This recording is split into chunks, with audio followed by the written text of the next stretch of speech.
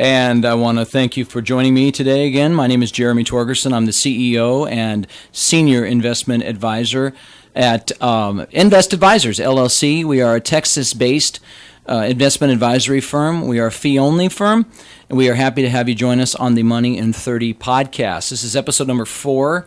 We're going to be talking today about college savings plans, and we hope that you will be giving us some good feedback as you take a look at and take a listen today. Our website is www.investadvisors.com. You can locate us all over social media if you like what you hear and you want to follow us. We do a lot of not just original programming, but we post a lot of great links to other financial blogs. We live in a great time where there's tons and tons of ways to get yourself educated about money matters. The problem is many of us don't take the time to do that, but the internet is full, just wonderfully full, of great, smart financial writers who are putting out a lot of quality work, and we want to support them in the best way we can, and that the best way we can do it is to direct you to their sites. So we're careful on making sure that we don't direct you to somebody who might have an investment philosophy that we don't agree with, or that is really kind of out there looking for investment business. But there are a lot of people who are just bloggers, they're CPAs or financial advisors, but they're not really looking for a nationwide audience in terms of client base.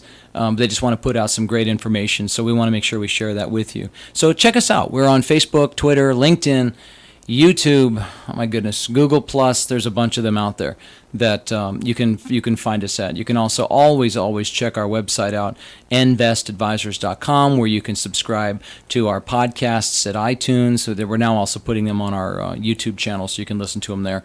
You can also subscribe to our monthly client newsletter. We do a lot to try to educate clients ourselves and basically the general public about investing, and that goes back to the kind of lifestyle that I had not only growing up, but as a young adult and a young family man. I grew up in middle class, very humble beginnings. Both of my parents were hardworking, played by the rules, paid their taxes. I never really mastered money. Both sets of my grandparents were entrepreneurs. They owned and operated small businesses for most of their working lives, and it was so I learned a lot watching the adults in my life influence me in a way that inspired a good work ethic and a strong desire to be self-employed. I've always felt that. What I learned, though, watching the people I love go through their lives and eventually retire, is that even though you can play by all the rules, and unless you take the extra effort to educate yourself about money, you're not going to become financially independent. It's not going to happen on its own. And the programs that you might assume are going to be there to take care of you, Social Security or a company pension, especially company pensions, just don't exist anymore unless you're in some sort of usually a public sector job of some sort, school teacher or a municipal employee of some sort. So when I was a small business owner in the late 90s to the early 2000s, we owned and operated, my wife and I, 2 restaurants and a very large independent video store in northern Colorado. And we had our CPA, we had our bookkeeper, and we'd pay our taxes, and we would go through that routine I think we were paying quarterly, I can't remember, but we would, and you do your payroll taxes once every 2 weeks, etc. And we were sometimes writing checks to the IRS that were higher than the income we brought home, and we thought that doesn't make any sense. I mean, how do you pay the government more to be in business than the owner finally takes home? If you've been a small business owner, you may know what we're talking about. Anyway, I started to educate myself on financial matters because I wasn't getting help from the people that we were paying to help us, our CPA and our bookkeeper. I didn't really think about working with a financial advisor because maybe like many of you, I thought, well, we don't have millions in the bank and we don't, we're not wealthy, and they probably wouldn't want to talk to us anyway. And I would also feel probably pressured or intimidated to somehow find $500 or $1,000 or $1,500 a month. It was just ridiculous. We weren't going to be able to do that, to put away. So I think sometimes people stay away. I used to joke with my clients that I said, I'm like the dentist. You guys don't, I know none of you want to be in the office here unless you have to, but I think it's more for the general public out there. If you are avoiding talking with a financial advisor, it's just that you need to find the right one. But anyway, I went through the education process for myself as a small business owner, and I thought, dang, no one's told me about a 401k or a SEP IRA or anything like that. That would have we could have set money aside and put it away for our business. Instead of just reinvesting it in the business or paying the IRS with it, we could have been doing something better for our family long term. And I think we thought of the business as our retirement plan instead of using the business to fund a retirement plan. And I'll get into that in another podcast. But anyway, as I began to do my own investigating, and I realized, man, there's so many business owners just like me who work so hard. I mean, I didn't take a single day off for the first year. I think in 7 years, our family took a 4-day vacation once. That was it. While we worked really, really hard to be in business. I think there's an old saying that a business owner works 13 hours a day for himself so that he doesn't have to work 8 hours a day for someone else. So the trade-off is we think we're in business for ourselves for the freedom of it, but the business can own you in a way that your job never can. So anyway, as I began to research this and realize that most business owners are going to be in the same boat, so there was a huge market for me to be able to help small mom and pop businesses that are fighting to survive, that want to do it all by the books and want to pay their taxes correctly and not try to hide cash under the table and all the things that small businesses try to do to avoid that burdensome taxation. There are great legal, awesome ways to properly run your business. You just need to be taught. And so that was my professional. I made the decision to change professions and become a financial advisor focused on working class people, not the super wealthy. They have lots of people that want to help them. Nobody really wanted to help guys like me.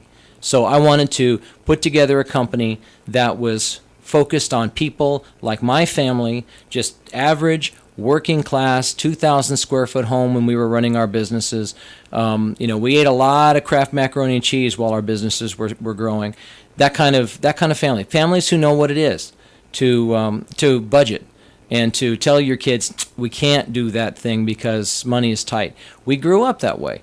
And even though I've prospered and my wife has prospered in her profession as well, and things have changed for us, those early years were formative. And it was important for me to remember that there's so many other families like that.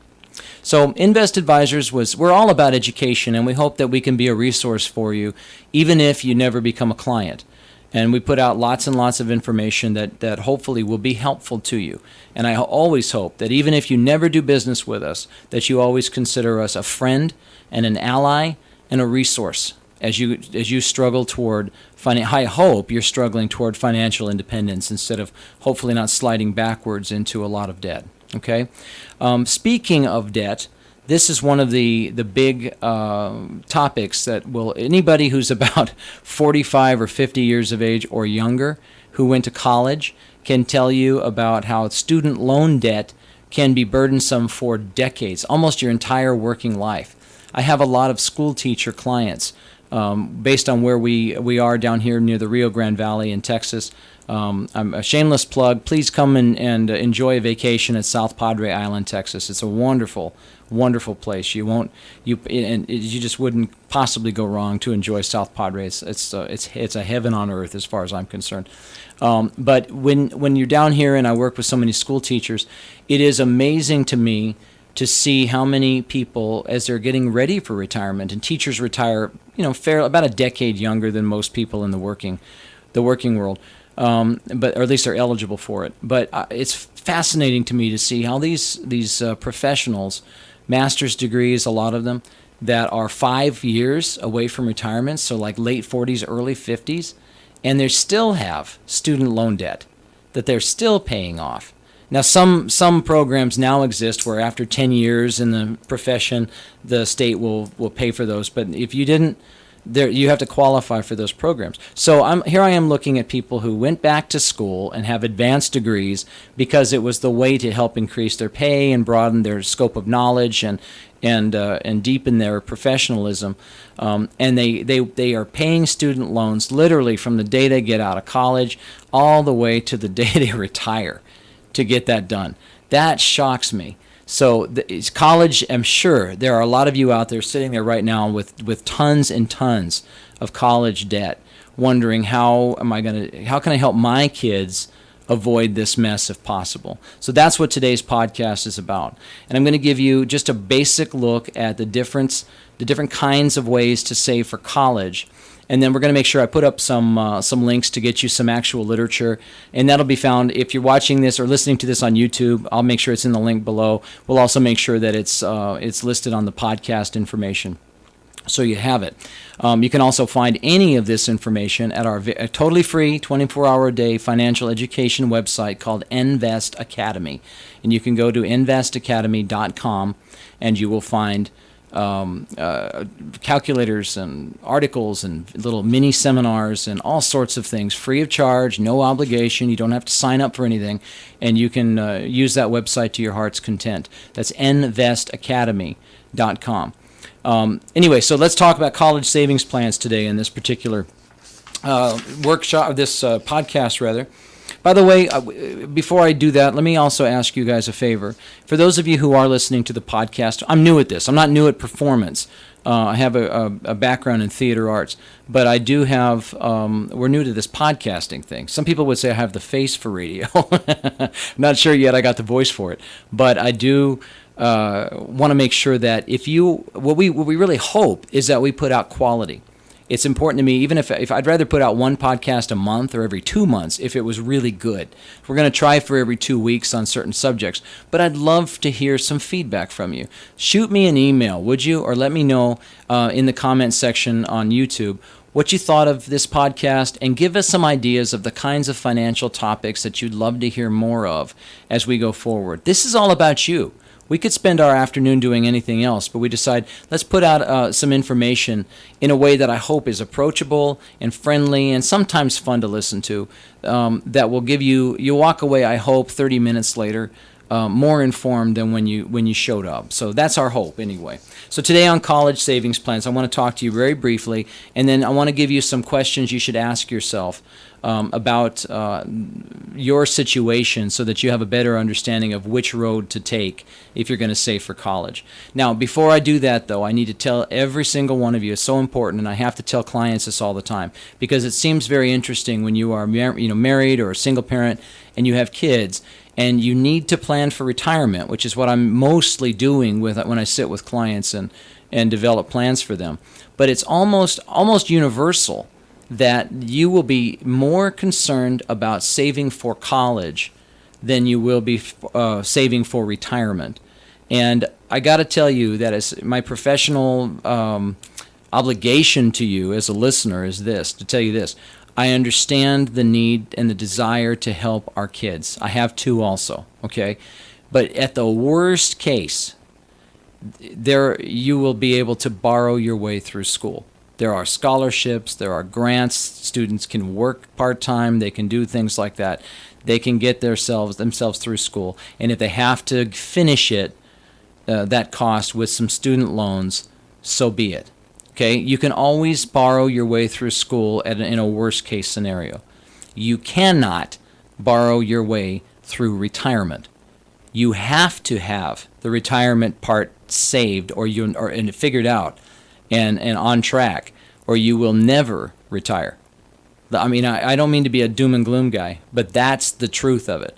You either you get retirement right, or you serve at McDonald's and you're 70 years old, or you're greeting at Walmart and you're 70 years old. You get retirement right. Don't worry about college first. College can take care of itself, worst case. Okay? Now, that also said, there's one other thing I want parents to forgive themselves for. So when I say that and you go, okay, we'll put for retirement, now we have much less, so we're going to save for college. Guys, forgive yourself if you can't get to a full, I'm going to fully fund my kids' college, or I'm going to whatever. There's lots of programs out there if the students are industrious, really work hard on scholarships. There's lots of additional sources of money. Don't feel beat up if you're only able to save enough for 25% of that college. Your student will thank you so much for any effort that you can put out. So just remember that. Don't feel bad if you can't save a ton, and do not put college savings before retirement savings. That's my little soapbox lecture for today, and now we're going to move on to the meat of this, okay?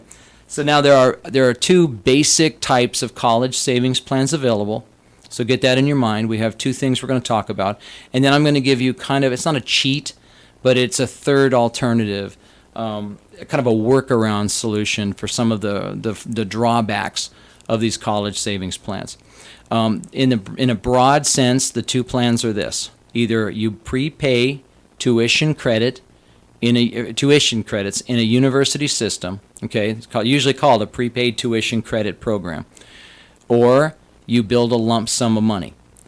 So you have the two programs. Either I'm going to literally buy college credits at today's prices, or we're going to just save a pile of money and use it for college expenses. So now what are the benefits or disadvantages of these two programs? Let's start with the prepaid tuition program, okay? If you know for sure that, and in Texas this is very common where I hear, well, I was an Aggie and my dad was an Aggie and by God my kids are going to be Aggies. So if you know the school system that you want to have your kids go to, and that sort of thing figured out, then you will buy, then you might consider buying tuition credits, okay, which you're just putting money away. You're basically paying the school now for college that will be used in years to come, okay? There are some benefits to this, I guess. There are benefits, but when I ever put a question to parents, do you want to lock the kid into a school system?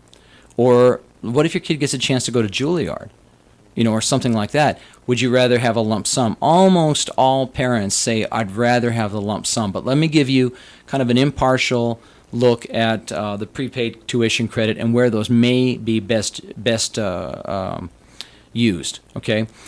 College tuition inflates in price about 9% a year nationwide. That's a huge thing. That means college tuition is doubling in cost about every 8 years. So if you are going to have let me say this, if your child is maybe under the age of 10, or maybe even younger than that, the younger the better, the prepaid tuition credits may be the most bang for your buck in terms of college savings. And the reason for that is that if I were to try to tell you that you could get an investment that is going to earn 9% for the very short amount of time that your child is going to, before the child needs the money, there's not very many things that we can rely on that are not extremely risky, that have a 9% return annually.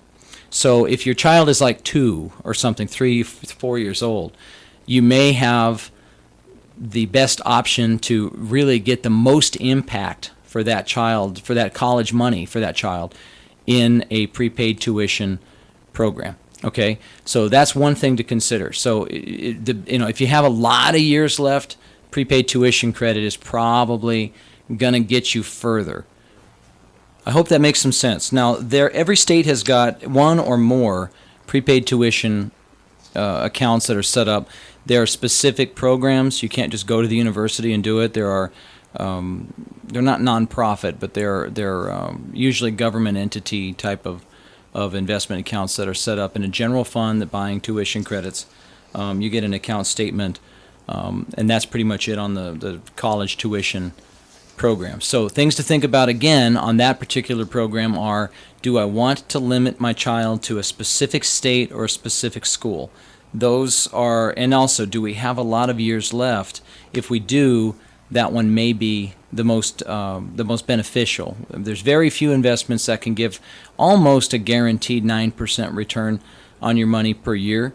and this particular program, the prepaid college tuition credits, will. So lots of growth in terms of just because it covers inflation, not so many great options for the student. Okay, now let's talk about if instead the student, you'd rather have flexibility. And that, whenever I ask that question, like I said, almost every client will tell me that they would much rather have their student have choices than have it decided for them. So that option is a 529 plan that is a lump sum savings program. You can just build a pool of cash. Some benefits to this versus the other one are that the money does not have to go specifically to tuition. It can be, let's say the student gets a partial or full ride tuition scholarship. There's still books and room and board and a computer and all the things, and heaven knows what we'll have up in the future. In 20 years from now, we might have who knows, virtual reality or something. Maybe they just download the class right in the kid's head. Who knows? But the lump sum allows for any legitimate and any recognized school expense in college that money can be used for. So the difference now, the lump sum program, there's not really a maximum per year that can be put in, other than you may bump up against some gifting tax limitations from the IRS. So check with your tax preparer about that. There are in most states a maximum amount of money that can be put into a 529 lump sum savings program, so that these don't become illegitimate tax shelters for huge amounts of money. But for most of the states, that amount is substantially above what it would take for you to go to a 4 years or 6 years or even 8 years at some of the in-state universities. For example, in the state of Texas, I'm just looking at that, the maximum amount per beneficiary in an IRA, in a 529 account rather, is $370,000.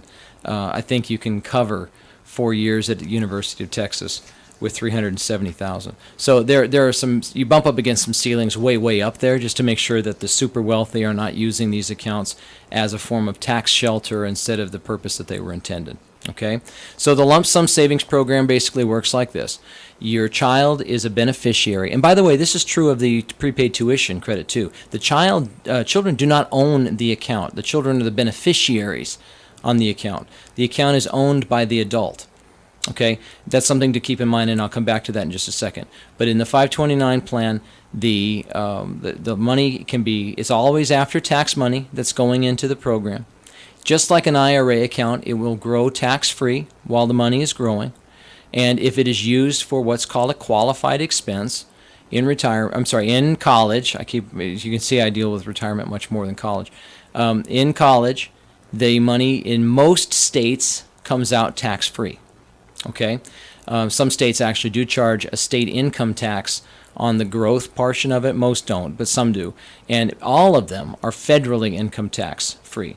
So you have to check with your individual state. And by the way, that's one of the important reasons why you want to make sure that if your state, and every state does offer a 529 program, either a prepaid tuition or lump sum savings, at least one of each. If you live in a state that has a state income tax, it is probably to your benefit to use the programs approved for your state, because you're usually given a tax incentive to put money in. Okay. Now, all of these programs, the money going into them, these are how they're going to be similar now, are going to be after federal tax dollars. Okay. Some states will, if you have a state that has a state income tax, it may also be after the state taxes that income also. So in most states, it will be you get the state income tax deducted to put money into their state's program. But all of them are after federal tax. So all money going in, if I can say, English is actually my first language, but I'm having difficulty with it today. All money going into these accounts are after federal tax. Some states will give you a state income tax deduction to put the money in. There, I said it. Yay! And I just smacked my microphone while I'm talking. I'm not gonna re-record this, guys. I'm just gonna get this done and put it out. Every 2 weeks, we'll keep getting better. We'll make this thing prettier as we go. So those two, that's important to remember. Now, some other states will also tax on the state side the growth. Most don't, as it comes out for college. Okay. Now, some people may ask, well, what happens if we put this money into the account and the student doesn't go to school or doesn't need the money? Okay, a very good question. Because the child is the beneficiary on the account and not the owner, you can always change the beneficiary. So that's one benefit.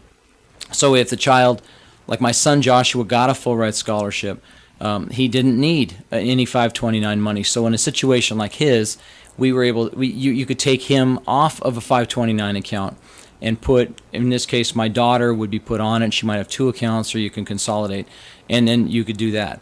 Or you could save it for yourself and go back for a master's degree. However you want to do that. Now, many people ask, well, what if the money doesn't end up being used for a college purpose at all, and we have this account that we're not going to use? And that's one of the drawbacks to using a 529, is it's not flexible in terms of its use. It is intended for school.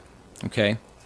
The other thing, and I'll give you my option, my sneak option in just a second. That'll be the end of this podcast.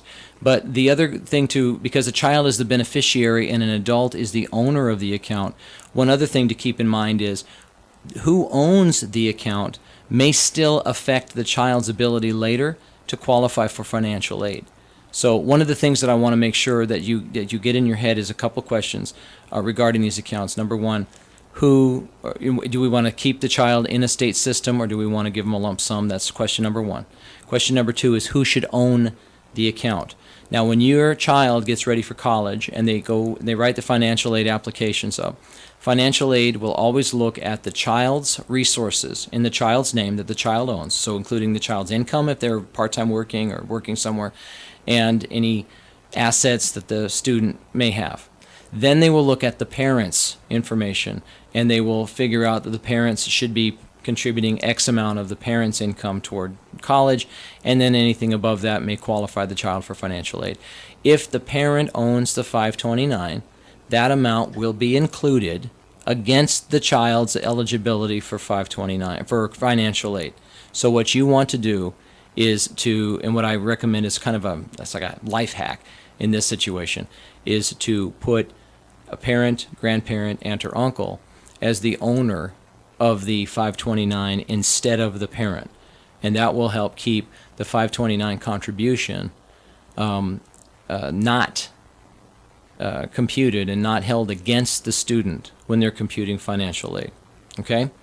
So that's one quick little bit of a snippet. Now, the great question is, again, like we were just saying, what happens if the money doesn't get used for school? Great question. And the problem is that because this account was intended for a school purpose, taking the money out, yes, you can withdraw the money. The IRS will consider that kind of like they do an early withdrawal from an IRA. After tax, because the money went in after tax, that will not be taxed again. So the principal that was in the 529 account will come back out without any federal income tax. Your state may penalize it. So just be careful. Each individual state may.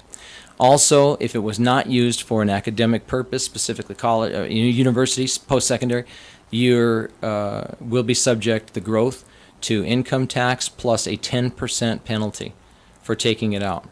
Okay? So people sometimes ask, well, what if that really kind of paints us in a corner? What if the student doesn't use it, and it's hard to look at my 4-year-old and know what they're going to do with their life, or if that 4-year-old decides I'm going to be an electrician, or I want to do something in a trade, or what. It's just it's too much. We're not sure. We're just not sure. So what's an option for us instead? One of my favorite hacks to use, I'm going to stop using that phrase. My wife will get after me when she hears this, so I use that too often.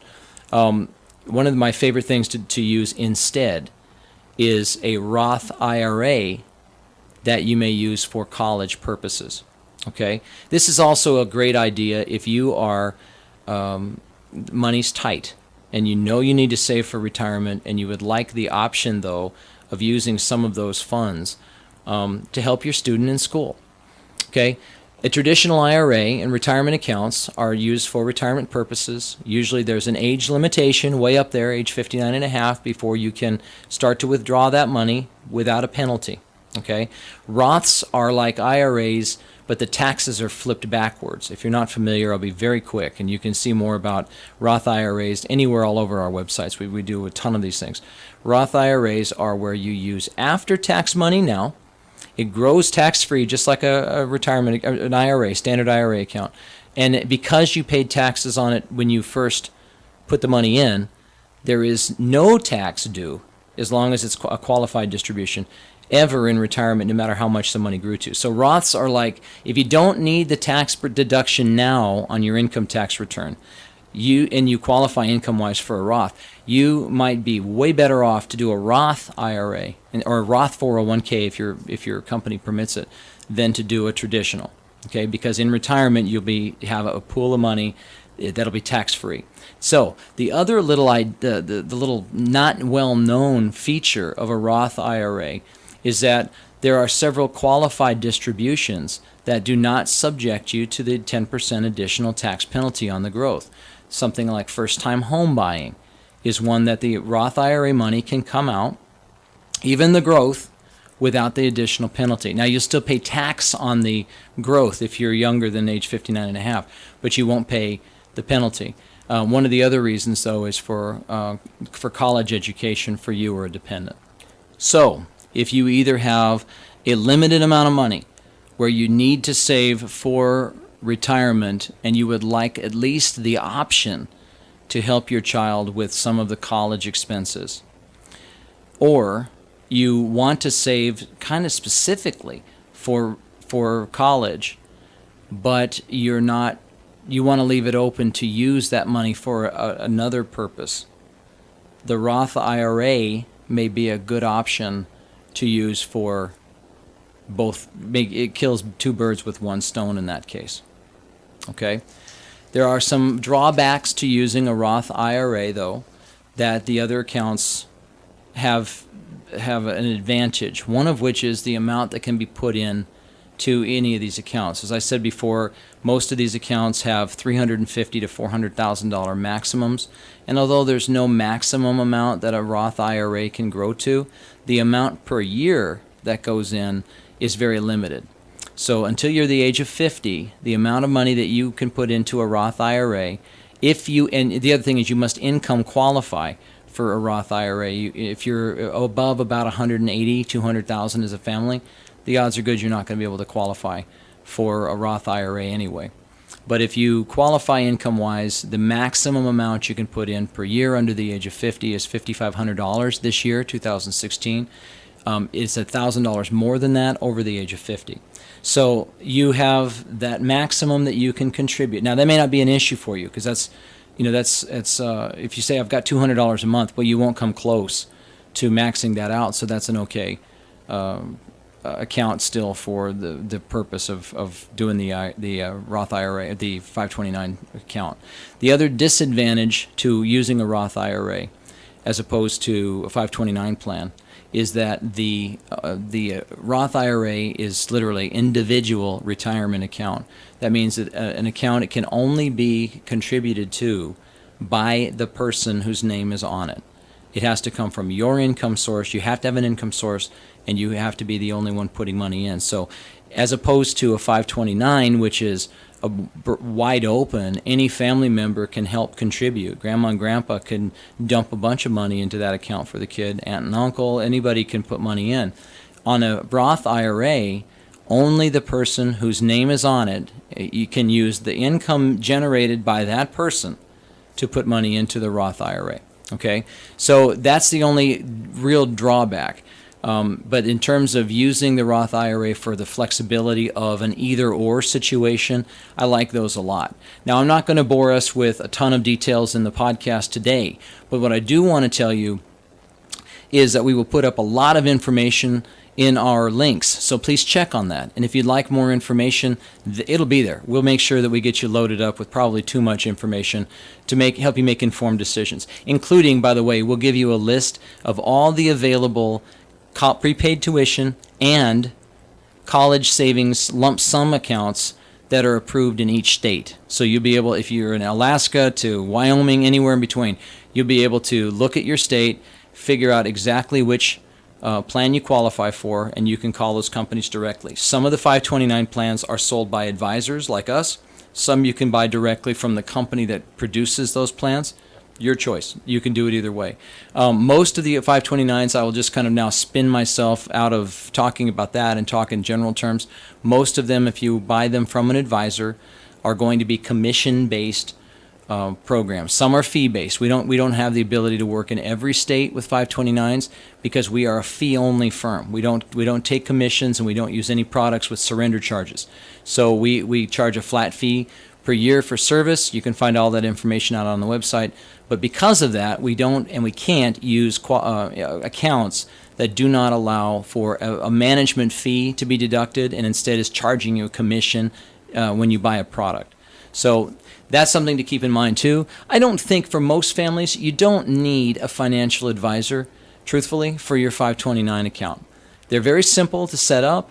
They're extraordinarily simple to keep invested, and if you choose what are called a target date or an age-based strategy when you choose your investing, that will correct itself for you as the child gets close to the age of college, when they're going to need the money. So you won't even have to really, although I want you to look at your statements and be involved in your investing, if you were just one of those very irresponsible people that put money away and then never opened a statement again, if you use a target date or an age-appropriate investment strategy, it will wind itself up and get ready for that student to use that money, and you never had to do a thing about it.